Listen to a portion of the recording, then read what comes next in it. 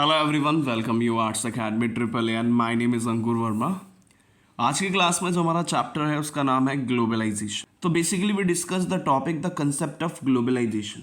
In previous classes we understand the meaning of globalisation, then we discuss the negative impact of globalisation, but now this time we understand the dimension of globalisation. कि आज की class में हम ये देखेंगे कि globalisation के dimensions क्या क्या हैं। तो सबसे फर्स्ट हमें ये कंसेप्ट क्लियर हो जाना चाहिए कि जो ग्लोबलाइजेशन है वो कोई उसका जो कंसेप्ट है, जो ग्लोबलाइजेशन है वो सिर्फ हम एक चीज में नहीं देखते बल्कि उसका जो डायमेंशन है वो मल्टी डायमेंशन है।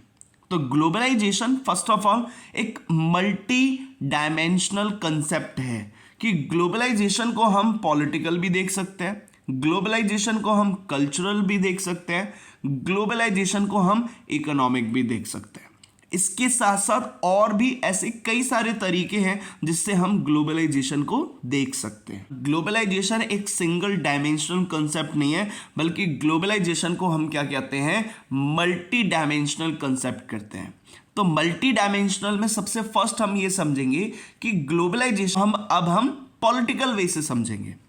तो ग्लोबलाइजेशन बेसिकली क्या डील करता है, फ्लो का डील करता है। अगर हम ग्लोबलाइजेशन को पॉलिटिकल वे से देखें तो आपको समझ में आना चाहिए यहां पे फ्लो तो हो रहा है, बट यहां पे फ्लो किस चीज का हो रहा है, मेन पॉलिटिकल आइडियाज का फ्लो हो रहा है। तो यहां पे सबसे फर्स्ट हमें यही पढ़ना है कि global corporation through the international organisation, कि ग्लोबली लेवल पे जो इंटरनेशनल ऑर्गेनाइजेशंस हैं वो क्या कर रही हैं, कॉर्पोरेशंस कर रही हैं।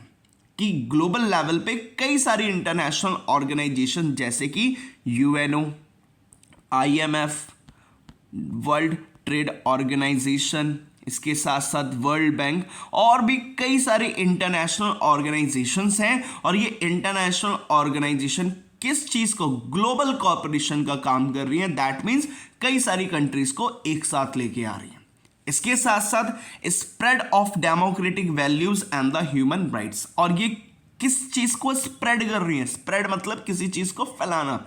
तो ये किस चीज को फ्लो कर रही है, तो स्प्रेड ऑफ डेमोक्रेटिक वैल्यूज, कि हर एक कंट्री में डेमोक्रेटिक सिस्टम हो, साथ के साथ हर एक कंट्री के लोगों को क्या मिले, ह्यूमन राइट्स मिले। Human rights that means right to equality, right to freedom, right to education. तो these all are the type of the human rights.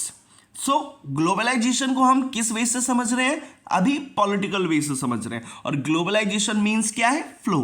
तो यहां पे एक तो कॉपरेशन हो रहा है इंटरनेशनल लेवल पे, कर कौन रहा है, इंटरनेशनल ऑर्गेनाइजेशंस कर रही हैं।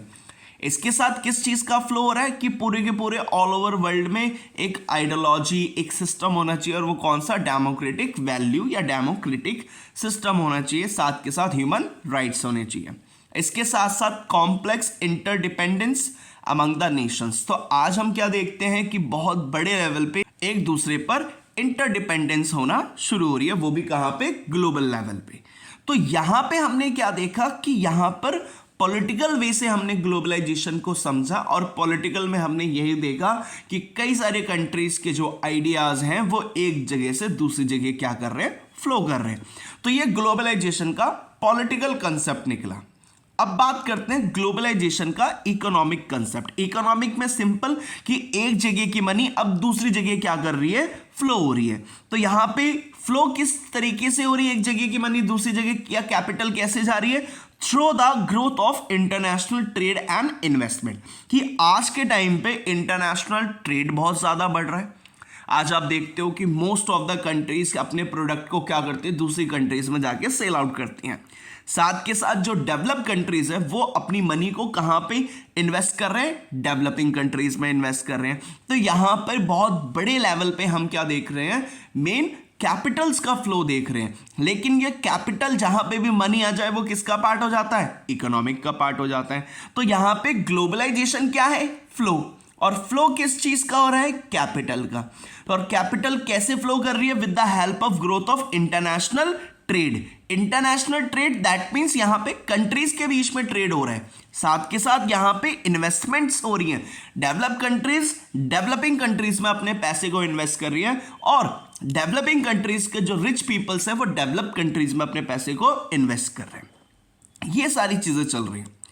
इसके साथ साथ liberalisation of the market, market का लिबरलाइजेशन हो गया, मार्केट बिल्कुल फ्री हो चुकी है। आज अगर मैं चाहूं तो अपने प्रोडक्ट को ऑल ओवर वर्ल्ड में किसी भी कंट्री में सेल आउट कर सकता हूं। क्यों?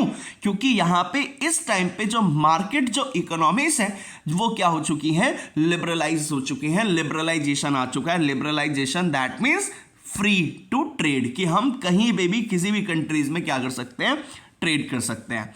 अब बहुत बड़े लेवल पे मान लीजिए मेरे को अपॉर्चुनिटी मिली है कि मैं दूसरी कंट्री में जाके क्या कर सकता हूं, ट्रेड कर सकता हूं, तो वो किसकी वजह से मिली है, ग्लोबलाइजेशन से। तो ग्लोबलाइजेशन में opportunities for growth but also inequalities, की ग्रोथ की अपॉर्चुनिटीज तो मिली है लेकिन सबको ग्रोथ की अपॉर्चुनिटीज एक जैसी नहीं मिली है। इस चीज में हम क्या देखते हैं, इनइक्वालिटी देखते हैं कि मोस्ट ऑफ द जो बिजनेस अगर दूसरी कंट्रीज में जा रहे हैं तो किसके जा रहे हैं, ऑब्वियस सी बात है रिच पीपल्स के वहां पे डोमिनेंस हो रहा है। तो और मेन जो नॉर्मल और मिडिल क्लास है उनका इतना बिजनेस प्रमोट नहीं हो रहा। तो यहां पर यही कहता है कि ग्लोबलाइजेशन के चलते अगर हम इकोनॉमिक कंसेप्ट के बेसिस पे देखें कि globalisation means simple is flow, और फ्लो किस चीज का हो रहा है, कैपिटल का। कैपिटल कैसे जा रही है, with the help of international trade and investments के थ्रू जा रही है। इसके साथ साथ मार्केट बिल्कुल लिबरल हो चुकी है, लेकिन और इसके साथ साथ हमने क्या देखा है कि ग्रोथ देखी है, अपॉर्चुनिटीज मिली है लोगों को, लेकिन हर किसी को एक जैसी अपॉर्चुनिटीज नहीं मिली। अब बात करते हैं ग्लोबलाइजेशन के कंसेप्ट को अंडरस्टैंड करेंगे कल्चरल वे से। कल्चरल वे इसका इन द सेंस ऑफ यहां पे हम क्या देखते हैं, exchange of ideas, beliefs and lifestyle, की एक्सचेंज ऑफ आइडियाज। की अगर हम ग्लोबलाइजेशन को कल्चरल वे से समझे तो आज अब देखते हैं एक्सचेंज ऑफ आइडियाज, की लोगों के जो आइडियाज है वो क्या हो रहे हैं, एक्सचेंज हो रहे हैं। कई सारे आइडियाज ईस्ट से वेस्ट में गए और कई सारे आइडियाज वेस्ट से ईस्ट में आए। इसके साथ साथ आपको पता ही है कि फॉर द एग्जांपल अगर हम बात करें तो हमारी जो रिलीजियस बुक्स के जो आइडियाज़ हैं इसके साथ वो वेस्ट में गए, और वेस्ट के कई सारे जो आइडियाज़ जैसे कि डेमोक्रेसी, इक्वालिटी, फ्रीडम, लिबरलाइजेशन, इसके साथ साथ सोशलिज्म, सेकुलरिज्म, कैपिटलिज्म, तो इस तरह की जो आइडियोलॉजीज हैं इनका इमर्जेंस हुआ था वेस्ट में, यूरोप में, और फिर वो यहाँ पे है। तो यहाँ पे बेसिकली क्या हो रहा है, ग्लोबलाइजेशन के चलते फ्लो हो रहा है। फ्लो किस चीज का, आइडियाज का। सेकंड इज बिलीव्स का, कि लोगों के बिलीव्स भी क्या हो रहे हैं, चेंज हो रहे हैं। साथ के साथ लोगों का जो main important thing is lifestyle, कि वो कैसे रह रहे हैं, वो भी चीजें क्या हो गई हैं, चेंज हो गई हैं। और वो हुई किसकी वजह से है, ग्लोबलाइजेशन की वजह से। इसके साथ साथ आज के करंट की बात करें तो इन्फ्लुएंस ऑफ मीडिया। आज आपको पता है कि पूरे के पूरे ऑल ओवर वर्ल्ड में किसका सबसे ज़्यादा इन्फ्लुएंस है, मीडिया का। सेकंड इज लैंग्वेज, कौन सी लैंग्वेज सबसे ज़्यादा पॉपुलर है, तो मेन इंग्लिश सबसे ज़्यादा पॉपुलर है। इसके साथ फैशन एंड फूड, कि आज आप देखते हो कि मोस्ट ऑफ द पीपल जो अगर इंडिया की बात करें तो इंडिया के अंदर जो रह रहे हैं वो कौन से फैशन को फॉलो करते हैं, ऑब्वियस सी बात है वेस्टर्न फैशन को फॉलो करते हैं, फूड को करते हैं। तो ये सारी चीज़ें किसकी वजह से हो रही हैं, ग्लोबलाइजेशन की वजह से। इसके साथ साथ ब्लेंडिंग ऑफ कल्चर्स, कि आज जो कल्चर हैं कई सारे अलग अलग जगह की जो कल्चर्स हैं वो आपस में क्या हो चुके हैं, ब्लेंडिंग हो चुके हैं। ब्लेंडिंग मतलब होता है मिल चुके हैं। जैसे कि फॉर द एग्जांपल आज आप देखते हो कि ड्यूरिंग द दिवाली या कोई भी एनी फेस्टिवल, तो मेन जो पीपल्स हैं वो क्या प्रेफर करते हैं, एथनिक क्लोथ्स को प्रेफर करते हैं। एथनिक क्लोथ्स में बेसिकली वो क्या करते हैं, जीन्स, और उसके साथ साथ वो जीन्स के साथ साथ वो कुर्ते को वियर करते हैं। तो यहाँ पे जो कुर्ता है वो एक इंडियन कल्चर को दिखा रहा है, इसके साथ साथ मेन जो उसका जो जीन्स है वो वेस्टर्न कल्चर को दिखा रही है। तो यहाँ पर क्या हो रहा है, यहाँ पे दो कल्चर मिल चुके हैं। तो यही वो कहता है ब्लेंडिंग ऑफ कल्चर्स, की ग्लोबलाइजेशन के थ्रू कल्चर्स की ब्लेंडिंग हो चुकी है, कल्चर्स मिल चुके हैं। साथ के साथ preservation of the local identity, लेकिन फिर भी जो लोकल आइडेंटिटी है उसको क्या किया जा रहा है, बचाया जा रहा है। कि जो कल्चर्स है वो आपस में मिल चुके हैं, साथ के साथ उनकी जो लोकल आइडेंटिटीज हैं वो भी उसको क्या कर रहे हैं, बचाए रखने की कोशिश कर रहे हैं। अब हमें ये चीज अभी हमने देखी कि ग्लोबलाइजेशन एक मल्टी डायमेंशनल है, तो क्या ग्लोबलाइजेशन सिर्फ पॉलिटिकल वे तक है, इकोनॉमिक वे तक है, या कल्चरल वे तक है? तो इसका आंसर निकल के आता है कि इसके अलावा भी ग्लोबलाइजेशन का इम्पैक्ट ऑल ओवर वर्ल्ड में हमें देखने को मिलता है। चलिए, हमने अभी पॉलिटिकल देखा, कल्चरल देखा, इकोनॉमिक देखा, अब बात करते हैं की take away. Globalisation affects some societies more than the others। Globalisation affects some societies more than the others, मतलब कि सोसाइटी के कुछ पार्ट को ही ग्लोबलाइजेशन क्या करता है, अफेक्ट करता है।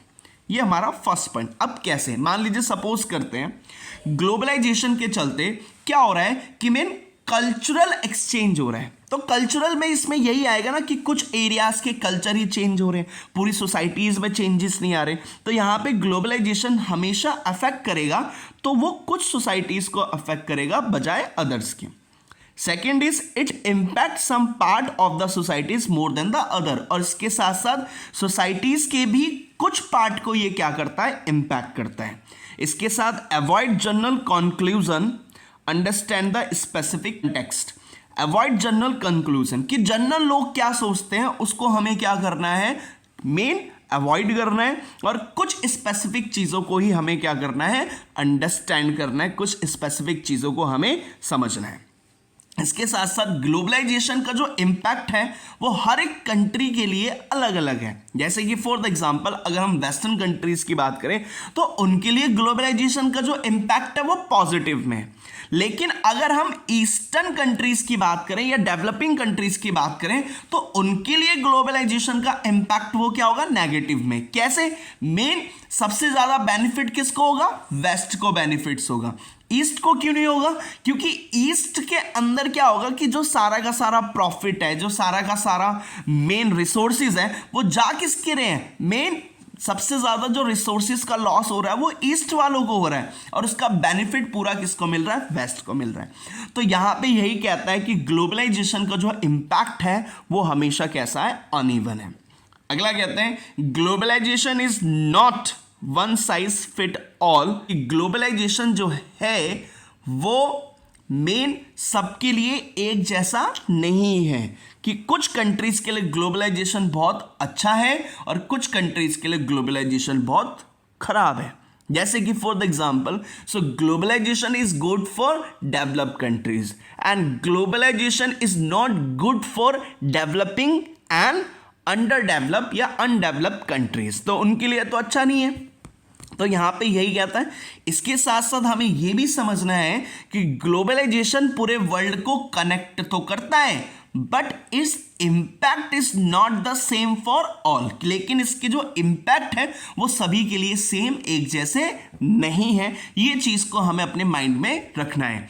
तो हमने क्या डिस्कस किया, हमने ये डिस्कस किया कि जो ग्लोबलाइजेशन है वो मल्टी डायमेंशनल कंसेप्ट है।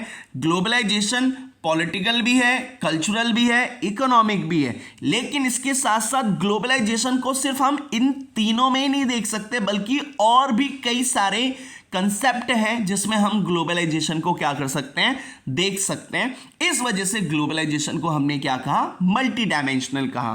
कि अगर हम ग्लोबलाइजेशन को अंडरस्टैंड करें पॉलिटिकल वे से तो यहां पे इंटरनेशनल कोऑपरेशन आ जाता है, इसके साथ spread of democratic values and human rights आ जाता है, इसके साथ साथ complex interdependence among the nations, की यहां पे इंटरडिपेंडेंस हो रही है नेशंस के बीच में। कल्चरल वे से देखें तो एक्सचेंज, आइडियाज एक्सचेंज हो रहे हैं, बिलीफ्स हो रहे हैं, लाइफस्टाइल हो रहे हैं, लैंग्वेज, फैशन और फूड का और मीडिया का इन्फ्लुएंस बहुत बढ़ रहा है। इसके साथ साथ कल्चर्स आपस में मिक्स हो चुके हैं। और इसके साथ साथ इकोनॉमिक की बात करें तो यहाँ पे ग्रोथ ऑफ इंटरनेशनल ट्रेड और इन्वेस्टमेंट्स की वजह से इकोनॉमी बूस्टअप हो रही है, लिबरलाइजेशन ऑफ मार्केट्स हो रही है, अपॉर्चुनिटीज मिल रही हैं लोगों को ग्रोथ की, लेकिन हर किसी को इक्वल अपॉर्चुनिटीज नहीं है। तो यहाँ पे ग्लोबलाइजेशन को सिर्फ हम इन तीन में मेन अंडरस्टैंड नहीं कर सकते। ग्लोबलाइजेशन के जो कंसेप्ट है उसको अंडरस्टैंड हम कई और तरीके से कर सकते हैं कि ग्लोबलाइजेशन सिर्फ पॉलिटिकल नहीं है, कल्चरल नहीं है, इकोनॉमिक नहीं है, बल्कि मेन मल्टी डायमेंशनल कंसेप्ट है और ग्लोबलाइजेशन हर जगह है और ग्लोबलाइजेशन हर कंट्री को एक दूसरी कंट्री से क्या करता है, कनेक्ट करता है, लेकिन जो इसका इम्पैक्ट है वो हर एक कंट्री के लिए एक जैसा नहीं है। कुछ कंट्रीज के लिए इसका पॉजिटिव इम्पैक्ट है, कुछ कंट्रीज के लिए इसका नेगेटिव इम्पैक्ट है। जैसे कि डेवलप कंट्रीज के लिए पॉजिटिव हो जाएगा और डेवलपिंग और अनडेवलप कंट्रीज के लिए नेगेटिव इम्पैक्ट्स आ जाएगा। इसके साथ साथ हमें ये भी चीजें ध्यान में रखनी है कि ग्लोबलाइजेशन कुछ सोसाइटीज के लिए अच्छा है, कुछ सोसाइटीज के लिए खराब है। कुछ सोसाइटीज मतलब कि ऑल ओवर वर्ल्ड में कुछ एरिया पे ये इंपैक्ट पॉजिटिव डाल रहा है और कुछ एरिया पे नेगेटिव डाल रहा है। तो हमें जनरल कंक्लूजन को छोड़ना है, हमें स्पेसिफिक चीजों को देखना है कि अगर ईस्ट में अगर ग्लोबलाइजेशन के नेगेटिव इंपैक्ट आ रहे हैं तो उसका क्या क्या रीजन है, क्या क्या नेगेटिव इंपैक्ट्स वहां पे आ रहे हैं। हमें इस चीज को पढ़ना है, ना कि जनरल चीजें कि लोग आम क्या कह रहे हैं, ऑल ओवर सोसाइटी वर्ल्ड में क्या कह रहे हैं, वो चीज नहीं करनी। हमें स्पेसिफिक चीजों पे ध्यान देना है। इसके साथ साथ ग्लोबलाइजेशन जो है वो सबके लिए एक जैसा नहीं है। सम कंट्रीज, कुछ कंट्रीज के लिए अच्छा है और कुछ कंट्रीज के लिए अच्छा नहीं है। होपफुली आपको समझ में आया होगा। Thank you.